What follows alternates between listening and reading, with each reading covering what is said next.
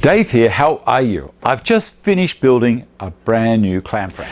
Now previously I had just one length across the top, and that was holding all of my parallel clamps. Now it doesn't have to be this brand, it can be any brand of parallel clamp. The same principle is going to work for you for whatever you've got.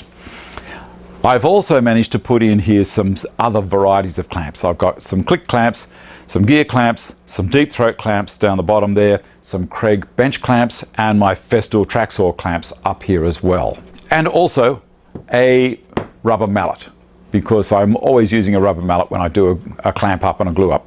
And some spring clamps, don't forget the spring clamps.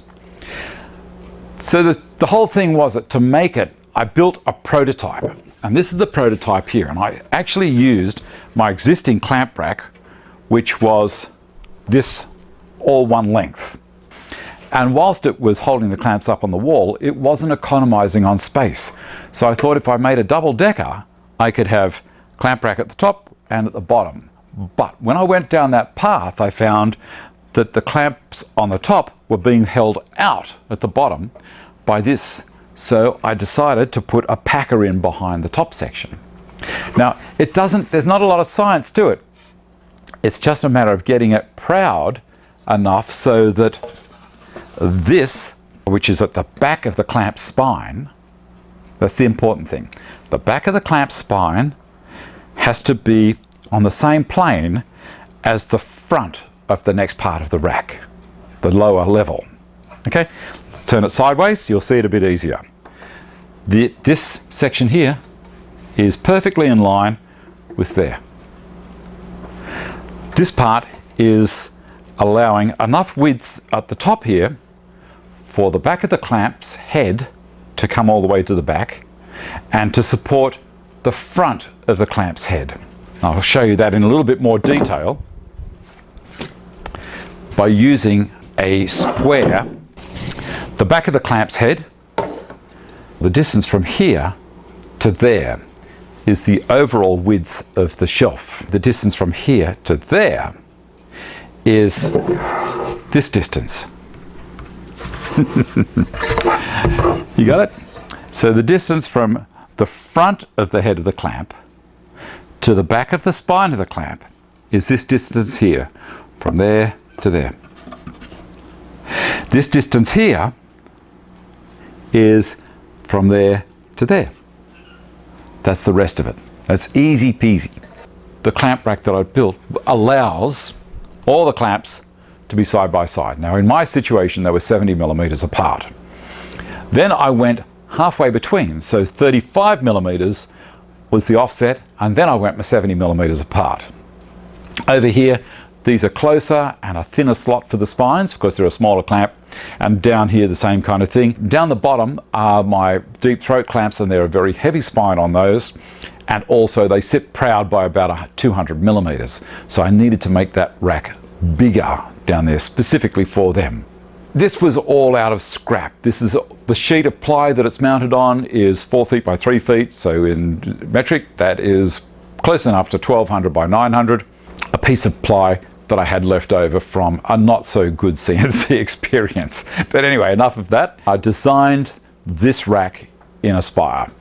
I created all the tool paths, imported all the tool paths onto a USB stick, plugged them into the CNC's computer, dragged a sheet out of the timber rack over there and put it up onto the CNC, set my X, Y, and Z axis, and then sent the CNC off to do all its business. I did a V-cut to start so I didn't get any tear out on the ply, and then I used a 1/4 inch spiral up cutter and went round and cut the whole thing out. Now when it was finished I was left with these tabs because I don't have a vacuum hold down on my CNC. I've screwed the job down to the spoil board and then left these little tabs, and so the spindle, when it's going along on the final cut, lifts up a little bit and drops back down and keeps going. I need to chisel those tabs off, break the tabs so I can lift the job out of the sheet of ply, and I used my trying plane, the big wooden trying plane, to clean the tabs off. I milled this a bit of 4x2 and a bit of 3x1.5, and you'll see it's leftover framing material, and you can see I've still left the dents in it. It's a clamp rack.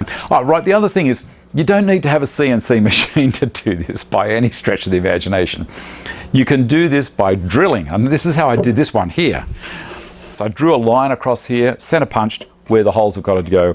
I drilled a hole the diameter that I wanted the width of that little channel to be, and then I used a jigsaw to cut those trenches out. Now I couldn't do that on the bandsaw because I was getting too close to the spine. You know, I do a couple, but then you're going to bump into the spine, depending on the size of your bandsaw. So the jigsaw was the best way to do it. If I'd wanted to, I could have clamped this onto the side of my bench and used a Japanese saw to cut down to the point as well. So it doesn't matter what machinery or whether you've got hand tools, you can still do this quite easily. But if you've got a CNC machine, why not use it? What's the next thing? All right, so all of this timber here, I ran it through the thickness planer and sized it to what I was after. This piece down the bottom here, which was out of a piece of 4x2 that I had, I ripped on the bandsaw because the bandsaw is a whole lot safer for ripping because the blade is tracking straight down, and it did a great job. Through the thickness planer again and glued everything up, clamped it, and then once I had these units glued together, then I could put them on the backing board, and I drilled some holes through the backing board, glued and screwed these on, and a little bit of a light sand here and there, and it worked great. Next thing, drilled a few holes, so I've got 9 large bugle style type number 17 screws that are holding this back onto the wall. There's a fair bit of weight on there. You do not want this falling off the wall. I did think about going with a French cleat to hang the rack on, but I thought I'll just leave it there where it is.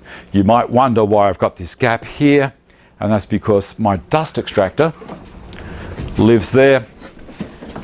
It's a nice close area, so it's out of the way there.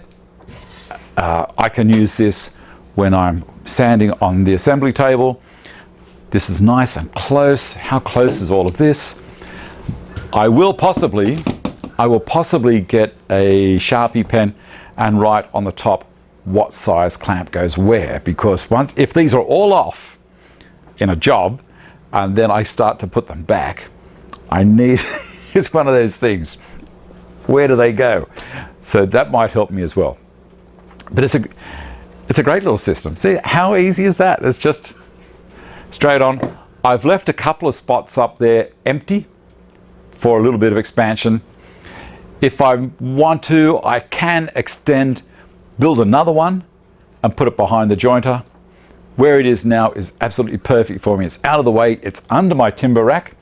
So it's taking my 1250s. So my 1250s fit in there very easily.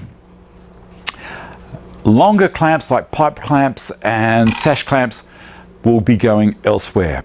These are the clamps that I use all the time.